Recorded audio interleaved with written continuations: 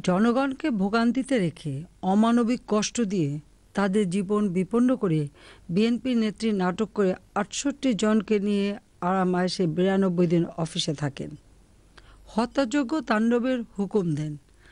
তার এই সন্ত্রাসী কর্মকাণ্ড জনগণ সমর্থন দেয়নি। ব্যর্থতার বোঝা নিয়ে আদালতে হাজিরা দিয়ে নাকে খদ্দে বাড়ি ফিরে যান। আমি আপনাদেরকে আন্তরিক কৃতজ্ঞতা জানাই।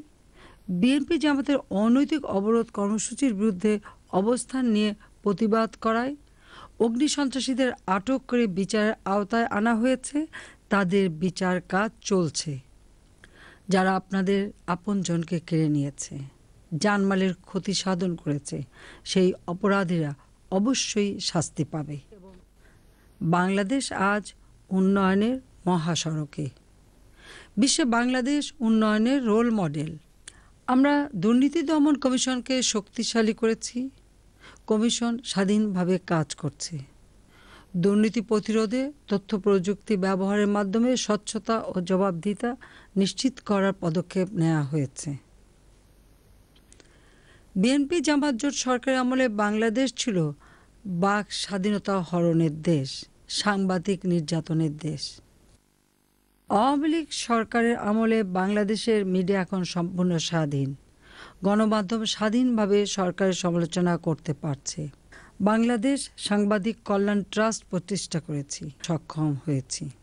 ১৯৭৪ সালে জাতির পিতা বঙ্গবন্ধু শেখ মুজিবুর রহমান এবং ভারতের তদানীন্তন প্রধানমন্ত্রী শ্রীমতী ইন্দিরা গান্ধী স্থল সীমানা চুক্তি করেন। বাংলাদেশের পার্লামেন্টে সেই চুক্তি পাশ হয়।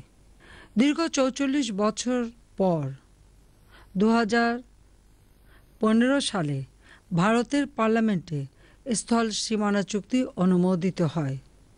ফলে ৫২,০০০ ছিটমহলবাসীর ৬৮ বছরের মানবেতর জীবনের অবসান হয়েছে।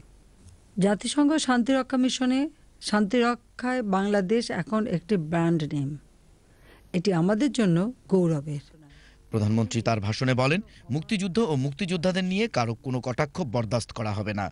দলমত নির্বিশেষে বিভক্তির ঊর্ধ্বে উঠে ক্ষুধা ও দারিদ্র্যমুক্ত উন্নত দেশ গড়তে সকলকে একযোগে কাজ করার আহ্বান জানান প্রধানমন্ত্রী। একটি দলের নেত্রী ও তার নেতারা মহান মুক্তিযুদ্ধে আত্মাহুতি দানকারী ৩০ লাখ শহীদের প্রতি কটাক্ষ করেছে, শহীদ বুদ্ধিজীবীদের অপমান করেছে। আমি এই ঘৃণ্য বক্তব্যের তীব্র নিন্দা ও প্রতিবাদ জানাই। বাংলাদেশ আজ উন্নয়নের এক ঐতিহাসিক দিক সন্ধিক্ষণে দাঁড়িয়ে। আসুন দল মত ও বিভক্তির ঊর্ধ্বে উঠে এই উন্নয়ন অগ্রযাত্রা অব্যাহত রাখি।